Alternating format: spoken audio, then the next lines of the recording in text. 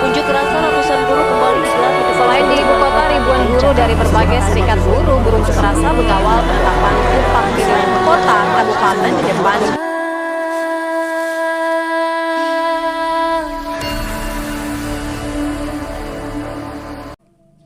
Assalamualaikum warahmatullahi wabarakatuh. Halo semuanya, perkenalkan, saya Boyk Nur Ramadan dari jurusan Administrasi Publik 2021 Universitas Sriwijaya.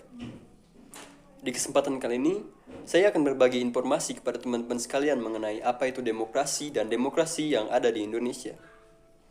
Jadi tanpa panjang lebar, marilah kita simak video penjelasan berikut ini. Check this out.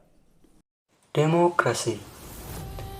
Demokrasi mengandung pengertian tiga hal penting, yaitu yang pertama ada pemerintahan dari rakyat atau government of the people. Hal ini berhubungan erat dengan legitimasi pemerintahan atau legitimate government, dan tidak legitimasi pemerintahan atau unlegitimate government di mata rakyat. Dan yang kedua ada pemerintahan oleh rakyat atau government by the people.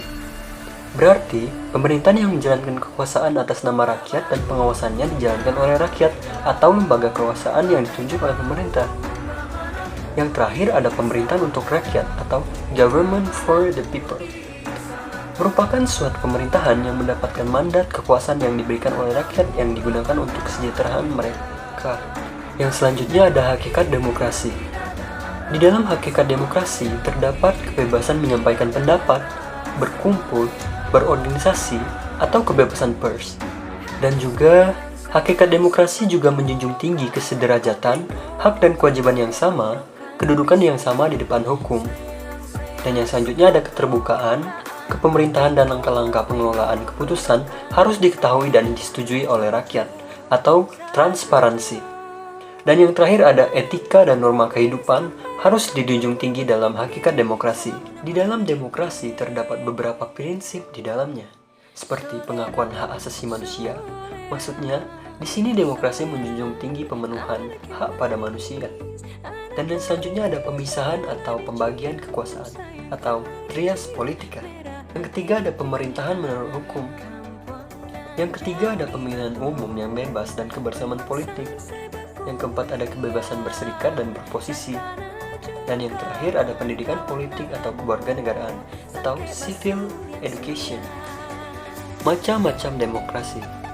Demokrasi terbagi atas beberapa dasar hal. Yang pertama atas dasar penyaluran kehendak rakyat. Di dalam atas dasar penyaluran kehendak rakyat ada demokrasi langsung dan demokrasi tidak langsung.